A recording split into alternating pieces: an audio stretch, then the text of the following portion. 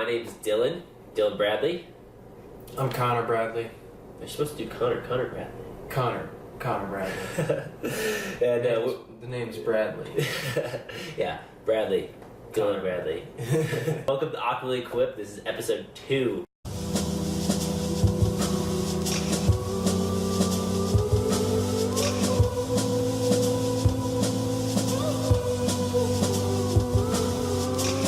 So what's the topic today? We might not have resolved really what OEQ media is in some sort of central statement. We kind of came up with it in a few days. We've been thinking about it, really what we want it to be about. We came up with this quote, and it is, "Your life is the greatest masterpiece, so you have to make it count." Yeah, 3 things we wanted to cover. We wanted to talk about the 7 qualities of being optimally equipped, things we stand for right now, those will change. And we want to talk about fixation on things as versus well. Time. Yeah, so like the fixation on a thing. And then our stance on business and social media, because that's kind of our main focus area is helping businesses with social media. We see that as something big. So I call it content consulting. Yes.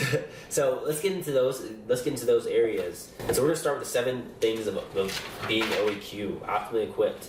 And part of this is there's a guy called Seth Godin, legendary marketer, public speaker. The guy's written many books. One's called Tribes. And to be honest, that's something we're trying to build right now. We're trying to build a tribe of people, like-minded people who appreciate our content, appreciate our stuff, appreciate our advice, and that we can work with. We don't need lots of followers or anything like that. That's not what's important. That's a fixation on things. Yeah, we're trying to invite a tribe of people that share the same passions to spend time with us and exchange information and time and create new things that are awesome, right? So Yeah, no, that's completely right. See, that's why. So we're here as a team, because different perspectives, different ways to come about to talk about the same things. It's always good. Yeah, and it puts you in check as well. So I like it. So 7 things, and this is just something I wrote down before, and I really want this to evolve over time. And definitely, if you're interested in the content and stuff we have, subscribe and comment and let me know. I want to know what you think about these topics, and maybe you have other suggestions. Please, we're open to all the advice that you guys have. It's like I said, no one person can do it on their own. It takes a team, and it takes collaboration from people just from all over. No one that's had success or been successful or can attribute it just to themselves. And that's part of what we're talking about here with your life as your masterpiece, is that it's all about how you go about living, your interactions with people. So with that, comment below what you think about these 7 things, and maybe it needs to be 13, maybe it needs to be 3. We want to evolve over time, and that's the beauty of this. So 1, we have control your life by controlling your time. 2, your passions are the driving force behind your life. 3, to reach any significant goal, you must leave your comfort zone. You mentioned that earlier. Your comfort zone. Nice. What was it? The 5 feet. Success is 5 feet out of your comfort zone. Yeah, exactly. So and then number 4, we have begin with the end in mind. Number 5, first seek understanding and then seek to be understood. Number 6 is to be a student of life. Number 7, failure is only when you refuse to keep going. So those are the 7 focus areas. I mean, this is I think maybe Connor's first time hearing those out loud. I kind of brought him in wild card from a book I wrote. Haven't released yet, but I'm gonna release it in a couple of years. Right. But what do you think? What are your thoughts on? Oh, I would say that all of this sounds, and I've been in the sphere of trying to succeed and be successful at whatever I do my whole life, but it sounds correct. It sounds like something I've heard before, but the fact that they're in the same spot really is interesting to me. And I say control your life by controlling your time. It's probably the most important yet undervalued point that could be made for anyone. I mean, you guys are spending time watching this, and we're hoping that this is, you're benefiting from this, right? But there are so many. Stop. I don't like to use the word hope. I know you're benefiting from this, right? Because I'm benefiting from this, and it's a lot of times repeating some positive phrases really helps you move towards whatever you want. But there's a lot of things that you can spend time on nowadays more than ever, whether it's that text, that tweet, that Instagram post, that TV show, and all of those things might not necessarily make you better or get you to where you're wanting to go. Yeah. So there's a certain way where a lot of other people are controlling your time. And I face this every day. I like to ask myself the same question every 45 minutes. Did I spend that last 45 minutes going towards what I want to succeed at, or did I get caught up in someone else's agenda and do something that someone else wanted me to do because maybe maybe it was an email. It's easy to get hooked. Yeah, exactly. We like shiny things. Right, maybe I clicked on something and I spent a whole 20 minutes reading about some thing I'm interested in, but it really didn't get me anywhere. Yeah, damn cat videos. Saw a guy wrestling a bear. Yeah. Did that get me to where I needed to go? Right? So, sometimes, controlling your time is probably one of the most difficult things that anyone could ever do. Yeah. That's why it's number one is, I've been practicing meditation, and perhaps some of you who follow me on Instagram have seen some of my posts about meditation. And part of what that talks about is just being able to understand, one of the things in the book I read, it was Breaking the Habit of Being Yourself by Joe Dispenza. I think that's how you say his name. But it talks about how we're on autopilot 95% of the time. We're just going by how our bodies are programmed, how we've programmed our bodies based on years and years and years of feedback, response, and conditioning. And being able to recognize when you're on an autopilot loop, right? Whether it's you're reacting emotionally to a trigger that happens, or you get a food craving even though you don't need to eat it, right? Or you scroll for 20 minutes on Facebook. and that all comes down to if you can control your time, so you figure out what's taking your time, and why, and you can work to solve it. But one of the things that was really cool with that book is talked about, and this might go a little too far, maybe this will be cut out, who knows, but talks about quantum mechanics. I know quantum mechanics super can be super advanced, but this is just, the brief thing is the double slit experiment. This is something I've been fixated on since I was in high school. I wanted to write a paper on it, and unfortunately my English teacher I was a sophomore. My English teacher was like, I don't know if you should write a paper on quantum mechanics, that's kind of heavy. But so I didn't, and I kind of regret that, but I've stayed fixated on it my whole life. But one of the things is that in the double slit experiment, it says essentially one of the theories that comes out of it is that everything is that we know, information in particular, is a physical process, a physical phenomena. So what that means is when you think something in your mind, and this could sound a little woo-woo, but when you think something in your mind, those are chemical reactions going off in your body. And so that is actually affecting the world around you, affects your body, the external world as well. Maybe minuscule, but it influence you to take action. Yeah, these things add up, and so it's really important for you to understand where your thoughts are, where your actions are. Essentially what is in control of your time, and take control of that, because that allows you to focus on everything else. That allows you to change your perspective. Right. If it's that scandalous show on Netflix, I'll just say this right now, I don't watch TV, so I'm not really a big believer in it. But if that is, and that's, preventing you from getting to where you're going, cut it out, whatever. If it's a bad habit, cut it out. Yep. It's hard, but it will inspire positive change. Yeah, there's only a few things that you can live without. You can't live without it's air, water, nutritious food. That means you can get rid of all the the fast foods and sweets and treats and stuff like that and still survive.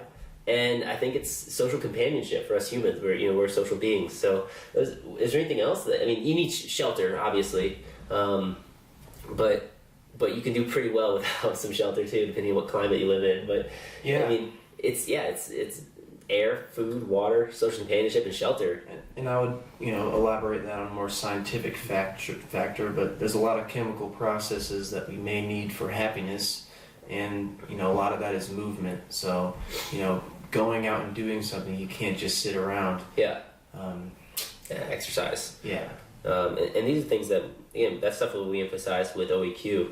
That's why health and fitness is big. Right. To get that nutrition, right? To get that exercise, to inspire you, to get your blood flowing, to get your brain working, even to socialize, right? I love one of my favorite activities to socialize in is playing sport or rock climbing or biking or skiing. Right? I think those are very, very awesome activities to not only get a physical experience, but also a really good social and emotional experience as well. I really like to bike next to someone, ask them how their morning's going while we're on the side of the cliff, so we can really get to know them that way. It gets the endorphins pumping. They say when you're at when you're doing a physical activity, plus when you're at high elevations or you're at heights, you're more likely to release endorphins, and those endorphins can make you feel good, and you attribute that good feeling to the person around you. I think that's pretty fascinating. Oh yeah. But yeah, so those are the seven things, and please again give us your feedback on those. We'd love to hear it. We'd love to hear where you're incorporating these things in your life too. So this thing is, especially now that we're just on a YouTube channel and it's small, we can read your comments, and we want to read your comments. Yeah. Just the other day, a guy on there said, "Hey, I've been following you on Instagram," and his name was JC. He's like, "Hey, I've been following you on Instagram, and your advice has really helped me. I've been gaining followers continuously since I started doing what you've been saying." And I was like, "Wow, that's awesome!" And it was on YouTube because he followed me over there to tell me that, and I could see it because I get less comments on YouTube than Instagram. Mm-hmm. But I was like, "Hey, you know what? I'm gonna help you out," because he asked to get questions about a niche account that he was building. I was like, "I'm gonna help you out," and so I was able to talk with him and work with him and give him some extra advice specifically for what he was working on. Right. And I really hope it helps him. If you're listening, JC, let me know how it goes. But we want to interact with you. I would say, to elaborate that on, is I would love to hear some of your goals. And I'm a big goal guy. You talk to me about goals, I'll talk forever. But if you got a goal, post it in the comments, and maybe we can help you fixate on that and get you to where you're going. We don't have a lot of people that are in our comments right now that are taking up our time, so now's a good opportunity to get going. Yeah. And just saying it out loud to yourself, writing it down, that's a big part of goals and getting to where you want to go. You got to think long term and look at things not just in a short period of time or as singular, isolated events. And if you start focusing on things over the long term, you get a new perspective. I know one thing I like to watch is The Cosmos by Neil deGrasse Tyson. You've seen it, right? That's some parts of it. Yeah. And I just think it's so fascinating that on the cosmic calendar is what he calls it, the time from when the universe was born 13.7 billion years ago to our time, we're only like the last 14 seconds before the end of the year, and that's mind-boggling, that scale of that. And then to think about what we worry about, what we concern ourselves about, what we fixate on in our daily lives, we take one step back and just think of, is this thing I'm worrying about today, will I be worrying about that same thing 10 years from now? Like, will it matter? And the fact is, most things don't matter. 99.9% of things don't matter. And I'd like to add is maybe not the thing I'm worrying about, but maybe the thing I'm moving towards. That's a good point. Are you moving towards, just getting a raise that gets you bumped up $2 an hour? Are you moving towards, an ultimate career that really fulfills your passions? Knowing what you're moving towards. Again, it's that fixation. Fixating on anything that's short term. There's certain situations where you have to do it, but when it comes to entrepreneurship and growing a business, and even your life, like we said in our quote, your life is your masterpiece. So you got to make it count. It's not one thing that you do that defines your life. It's not one thing that you do that makes you great or makes you a failure or anything like that. It's a culmination of all the little things in your life that add up into this ultimate masterpiece. We were talking about it before. I brought up the point. It's like, what does it mean to be optimally equipped? Right, that's the name. OEQ stands for optimally equipped. And what does that embody when you say that, or when we work with a client? What kind of things do we want to deliver? What positions do we take on the services we provide? In the book Content Inc. that we both read, it's a really good book. If you haven't read it, check it out. It's a really good book, especially for this day and age, about building a platform. But one of the things the guy says is, if you don't take a stance on something, even if you're wrong, you can't get people to support you. It's okay to be wrong. And so we're here, and we're saying we'll probably be wrong on a lot of things, especially looking back. But that's the fun of it, right? To see how you change, to see how your ideas and values and beliefs, how they evolve over time with new experiences.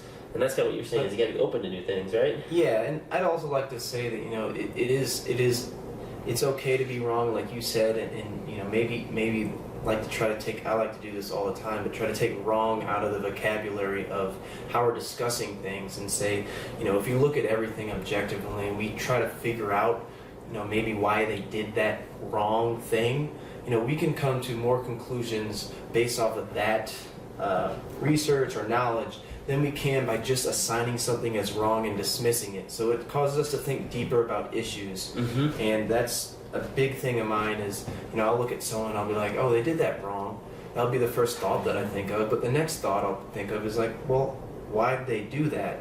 And, you know, same for us. It's like, you know, we're coming up with conclusions, and we have to, based off of certain issues that are happening in the world or in business, or, you know, routes that we want to take in our own lives, and, you know, based on our diet, what do we think? We don't want to eat fast food anymore. Fast food's wrong, but, you know, maybe we stop and think, well, why are we eating fast food? And you know, just things like that. It's not really assigning labels. It's you know, asking more questions.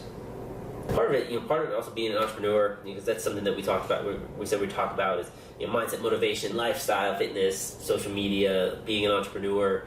Is that you need to be able to just take an idea and just test it. To be like, you know what, this is what I'm going to say I stand for. This is the view I'm going to take, and it may be wrong. And you need to have that attitude. It's okay if that's wrong. I'll learn, right? Maybe it's right. More power to you, right? Yeah, but I just want you to stop saying being wrong. Yeah. Say maybe it's, I want to take a stance on this. It may be less appreciated. Less appreciated. Right? Right? Yeah, I guess it's not, you know, maybe it's not the most correct way. It's not the perfect thing, right? Yeah, there you go. You know, but it may be wrong. If you use a different strategy, it's a different strategy. Yeah, vocabulary change. Yeah, it's like wrong out of the vocabulary. Fear of failure is one of the biggest things that holds people back from doing anything. I changed the term failure to an unfortunate but necessary and valuable learning experience. I know it's a lot longer than failure, but it changes the meaning, because some of the best learning experiences I've had are from failures, or quote, failures. Yeah. And now I say unfortunate but necessary and extremely valuable learning experiences. Exactly, and you know, you can always put something into a positive light. It's like, well, you know, we found out 100 different ways that you can't create a light bulb. We didn't fail 100 times, 1,000 different ways that you weren't able to do it. That doesn't mean that you failed. You're still moving forward, and I think moving forward is the most important aspect of, you know, tackling any goal. And if whatever's blocking you is fear of failure, or fear of this, or fear of that, you need to be able to figure out ways that you can push past that and really get through that to where you can accomplish your goals. And honestly, it's this saying. I mean, I grew up playing sports, ran track in college, loved playing soccer, and Connor played soccer in college and ultimate frisbee. So we've been playing sports our whole lives, and one of the biggest sayings in sports is practice makes perfect. Sports and music and anything, practice makes perfect. And if you are so afraid of failure that you don't put yourself out there to fail, or have unfortunate but valuable and necessary learning experiences, if you don't ever put yourself out there, you never get practice with that. And so it's going to be tough, right? It's going to be tough to have an unfortunate but valuable and necessary learning experience. It's going to be really tough because you've never experienced it before. But those that say, you know what, I'm just going to go, and it doesn't matter what happens. There's no such thing as being wrong. There's no such thing as failure. It's just less right, and the unfortunate but valuable learning experiences. I'm just going to try and collect as many of those as possible so I can get as good as possible at overcoming that. Those are the people that succeed. I'll throw another quote out there is, you know, success is 5 feet outside of your comfort zone, and, you know, maybe when you've pushed hard enough, you need to push a little bit further to find that specific, you know, thing that really gets you over the top. And I'd say sometimes, maybe it's not that you're afraid to fail. Maybe it's that you've defined failure and you've come up with reasons that you're used to it, and you're comfortable in there, and your comfort zone is not winning. And so if you're comfortable there, maybe you need to change something, your mindset, right? We talk about mindset a lot, to get yourself uncomfortable with anything less than success. It's really important to really change the way you think about certain things, come to different conclusions, and what you do during your day is going to define how or some of the results that you get. So definition of insanity is doing the same thing over and over again and expecting a different result. If you feel like you're not getting anywhere with a specific way, kind of like we have in the past couple weeks, we'll do something completely different. Or do something completely different to figure out that, whoa, shit, I really don't want to do that. There's something called oblique strategies, and they're oblique cards. They're actually they can be very useful when you do get stuck. There's just a deck of cards, or there's an app on the phone, and you just draw it and it tells you something, and you're supposed to apply what it says in the card to whatever situation you're in. And I remember a story from a book I read. I can't remember the book exactly. I've read quite a few. I'm going to put a book list up. So this guy came in with his music group with oblique strategy cards that helped them get out of their rut. And one of the things that the card said was, everyone change instruments. So imagine a band, and everyone has to change their role in the band. And now it didn't necessarily sound the best, but it just gives you a new perspective, and so it helps you get unstuck. So there's all sorts of things for that that you can start to apply. I think we're done, right? Yeah. So we want to say thank you for watching. Again, very humbled and appreciative of your attention. Again, comment below, comments and subscribe. Put the name to subscribe on the YouTube video, but comment below. Let us know what you think. Again, we want feedback on just about everything. Right? We love comments. Be positive. If you're going to give criticism, give constructive criticism. No one likes just pure negativity. That's not what we're about, and it doesn't help anyone. All right, but we'll respond gracefully to it. But comment below, and thank you for attending and watching episode 2 of Optimally Equipped. Right, is that episode 2? Episode 2. And we're looking forward to creating a lot of new content, putting it out there, getting feedback, interacting with you guys, helping you out. That's our goal. We want to do things that can make your lives better. Help you make your lives better, right? We can give you the best screwdriver in the world, but if you don't use it, it's just as good as the worst screwdriver in the world. We'll lead you to some good water. Exactly. So, anything from you? No, I was gonna say goals. We want to hear the goals. Yeah. Comment your goals below. Yeah. Love to hear them. I'll comment my goals back. Yeah, I mean, we put ourselves out there. We'd love to see what you have to offer, and So thank you. Subscribe below, and we'll catch you next time. Awesome super peace. Awesome super peace.